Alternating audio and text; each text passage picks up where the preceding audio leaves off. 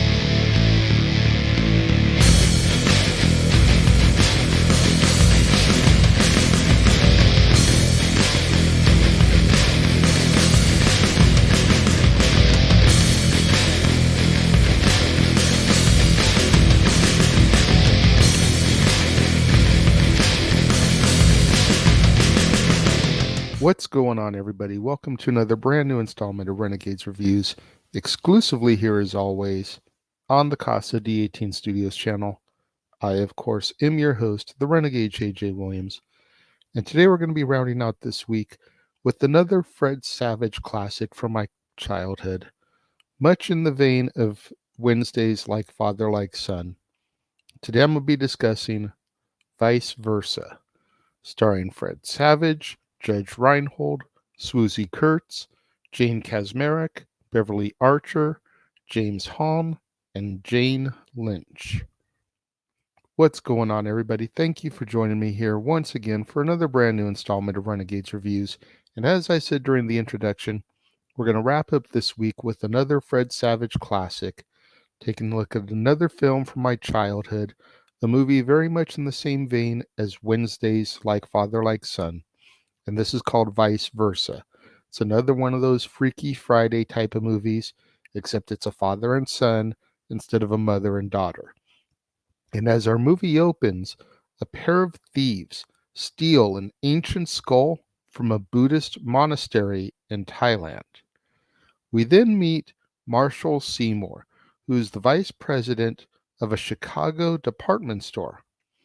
Marshall is divorced, and he has an 11-year-old son named Charlie, whom he has very little time for.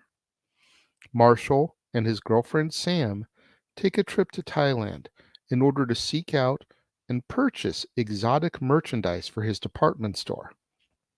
At the same time, an art thief named Turk obtains the ancient skull, but he needs to find a way to smuggle it out of the country.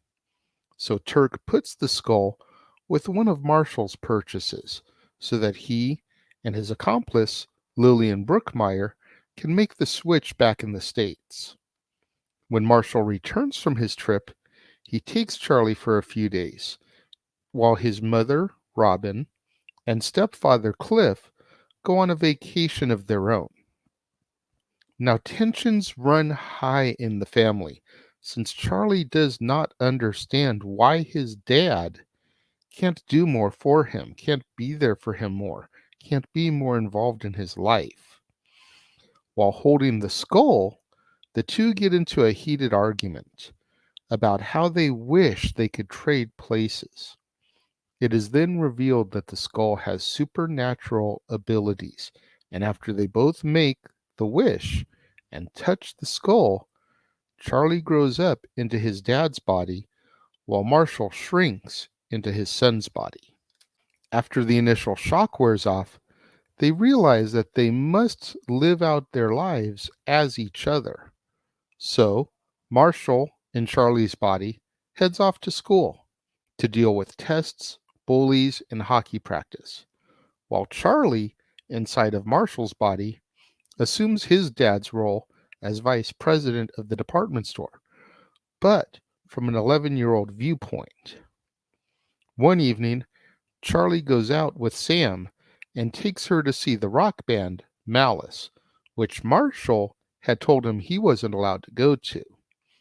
But since he's in his dad's body, kind of is what it is, you know. Helps Sam and Marshall's relationship get a little bit better, improve a little bit.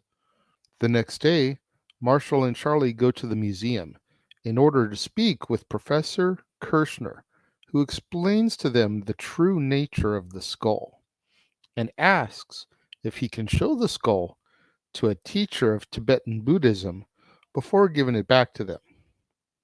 Robin then returns home earlier than expected without knowing what happened, and she sees Charlie with the martini and gets furious at both him and Marshall.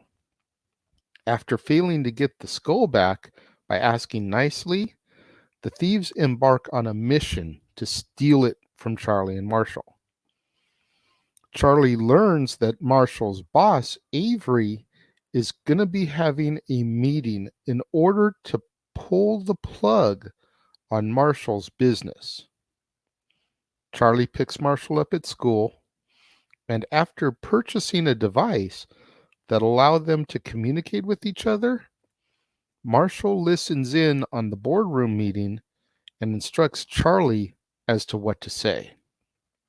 However, Turk shows up and kidnaps Marshall, leaving Charlie to fend for himself in the boardroom.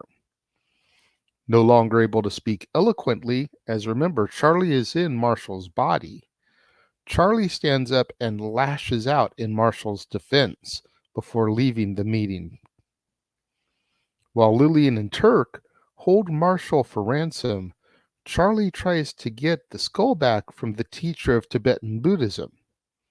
During this time, Marshall attempts to explain to the thieves that he is not himself and that he and Charlie have switched bodies due to the skull.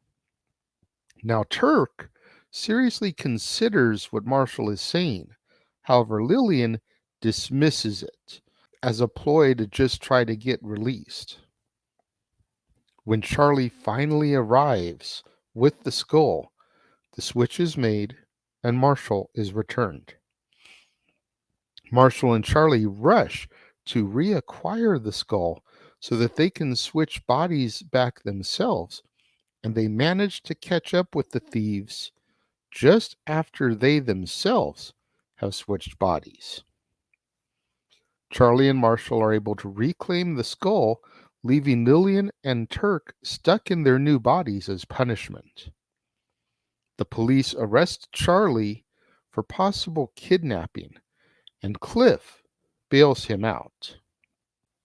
Charlie tells him that Robin is not aware of what happened, and Sam shows up and reports that Marshall still has a job despite Charlie's outburst.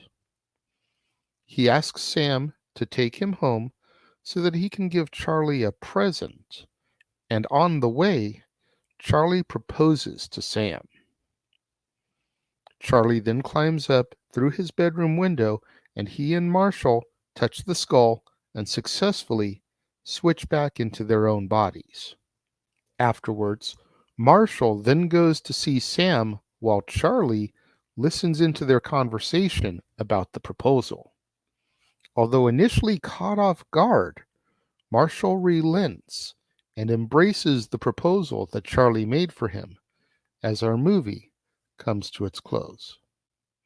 As I said on Wednesday when I was discussing Like Father, Like Son, I feel like this movie just knocks it out of the park. Whereas Like Father, Like Son, although funny when I was young, these days doesn't hold up. It just falls completely flat.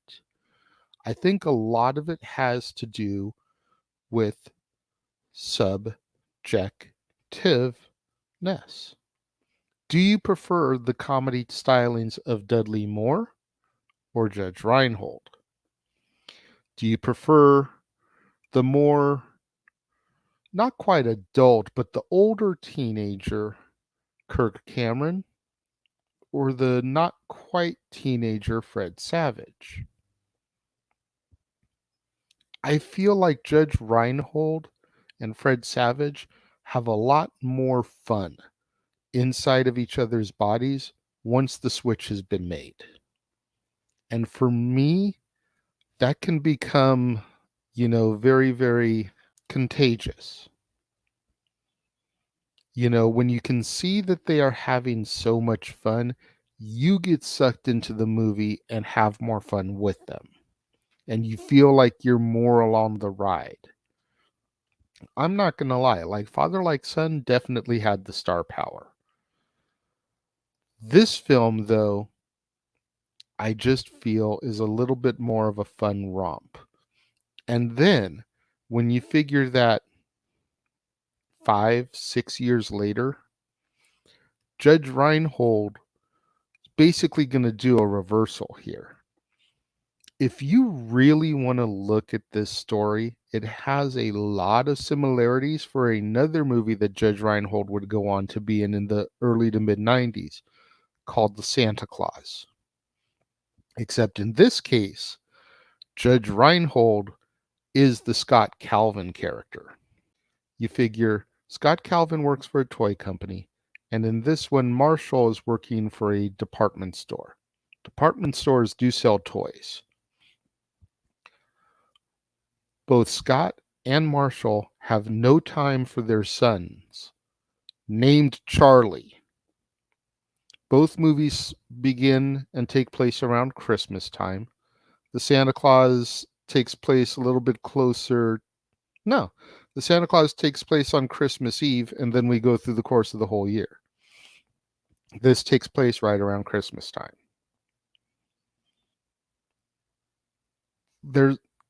There's quite a few similarities there. Marshall, although he doesn't become Santa Claus, he does turn into somebody else, much like Scott becomes Santa. The similarities really end about there.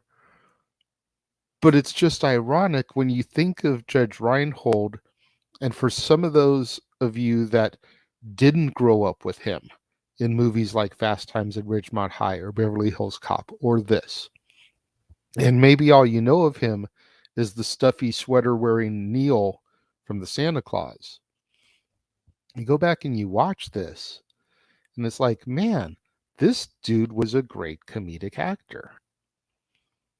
And he had a lot of fun with this. Like I keep saying, you can see the fun that both of them are having on their faces. It becomes infectious. And by proxy, you get sucked in and you have fun with them. And that's what movies are supposed to be. An escape, fun. It's all good to be brought down and have some sadness in movies too. I'm not going to argue that. There's plenty of movies that I love that have that downer note to them, that are sad, that are kind of depressing. And that's okay. But by and large, movies are supposed to allow you an escape and make you feel good. And that's exactly what Vice Versa does. I wish that this movie wasn't such a forgotten gem. And I wish it would get a little bit more love and publicity these days. But it was a product of its generation. You figure this movie is close to 35 years old. Holy hell. That being said, when it comes to my rating on this movie, I give this one 4.5 out of 5 stars. Much better than Like Father, Like Son, like I said. But again, it's personal opinion. I think the fact that Charlie, Fred Savage, is so much younger than Kirk Cameron in these roles allows just a wider range of zaniness and shenanigans. Because Kirk Cameron's character was, we'll say, between 14 and 16. You're on the path to kind of already knowing better at that point. So it's kind of a little bit harder to believe somebody of that age getting into so much irresponsible trouble. 11, yeah, you know right and wrong, but you're so far removed from high school and reality and having to have that first job that irresponsibility is still a little bit more believable. You know what I mean? 4.5 out of 5 stars, though, for me, when it comes to Vice Versa. What do you guys think? Let me know. If you're watching the premiere, leave your thoughts and comments over here. If you're watching on demand, leave your thoughts and comments down here. Let's engage in that conversation about these movies, guys. If you've never seen this, I suggest you search it out. I know it is on streaming sites right now. I want to say I either found it on HBO Max or Paramount Plus. So if you have access to either of those channels, highly recommend you give this movie a try. Let me know what you guys think. You guys know I interact, I reply to the comments in my comment box. Let's discuss this film because I believe in my heart of hearts that this movie does not get the love it deserves. Make sure you guys tune in tomorrow, right here on the Casa D18 Studios channel, for another brand new installment of Renegades Reviews. And it's new release Saturday. I'm going to be taking a look at Where the Crawdads Sing, starring Daisy Edgar Jones, and the movie produced by Reese Witherspoon. You're not going to want to miss out on that one. Right back here on the Casa D18 Studios channel, right back here on an all-new installment of Renegades Reviews, Where the Crawdads Sing. Thank you very much to all my loyal fans and viewers out there who tuned in today and joined me for this review. I hope you guys enjoyed it. Make sure you smash that like button. Make sure you're subscribed. Make sure you turn on notifications so that you get alerted when all my new videos go up in live. Please share this video with your family, friends, loved ones, other movie fans, fans of Judge Reinhold, Fred Savage, The Wonder Years, fans of Freaky Friday. Maybe those guys have never seen this movie before and they want to see a little bit of a different take with it being father-son instead of mother-daughter. Cinephiles, movie fanatics, whoever you can think of that would enjoy this review, share it with them. Help boost up my visibility in the YouTube algorithms so I can eventually get monetized and start making money off of this endeavor. Thank you once again to each and every one of you who tuned in and joined me here today, and I will see you guys next time.